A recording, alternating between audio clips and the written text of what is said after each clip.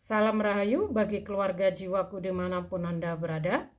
Ada pertanyaan yang menarik untuk saya jawab, banyak melalui direct message ya. Tapi sebelumnya, bagi yang belum follow akun saya, follow dulu, like, comment, and share-nya, dan komentar yang membangun silahkan dipersilahkan. Room ini bebas untuk Anda. Di sini kita belajar bersama, sharing bersama ya.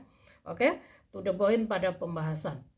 Kak, kenapa sih spiritual di Indonesia ini masih sulit diterima, sulit dipahami, bahkan kita dihina dan dianggap gila, dianggap melenceng dan sebagainya. Oke, ya. Untuk sesuai pemahaman saya, kenapa berspiritual di Indonesia ini masih sulit diterima? Ya, simpel saja sesuai pemahaman yang saya amati beberapa tahun belakangan ini, ya. Kenapa di Indonesia ini masih sulit sekali menerima akan makna berspiritual? Karena di Indonesia ini mayoritas penduduk masih pada kesadaran dimensi 3, ya.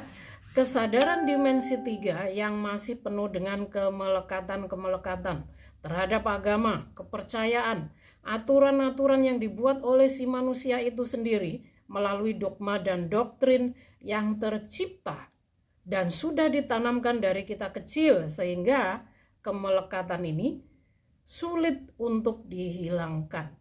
Itu simpel jawaban dari saya. Ya, untuk itulah semesta membangkitkan jiwa-jiwa terpilihnya untuk tersadarkan secara spiritual melalui proses kebangkitan spiritualnya atau spiritual awakening-nya, ya. Dan pada tahun 2020 merupakan tahun kebangkitan terbesar bersamaan dengan COVID-19 waktu itu, ya.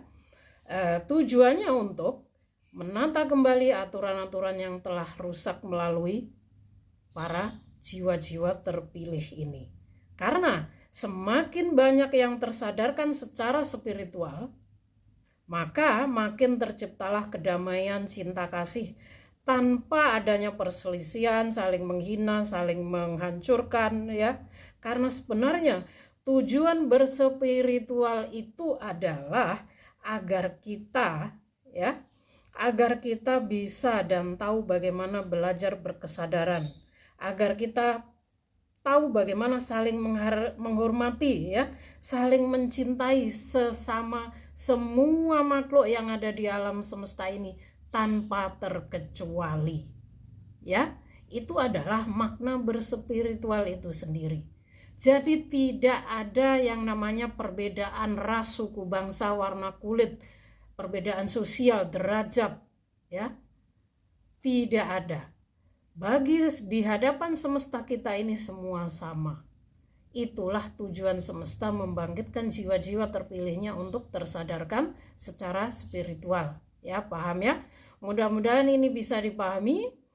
Salam Rahayu dari saya.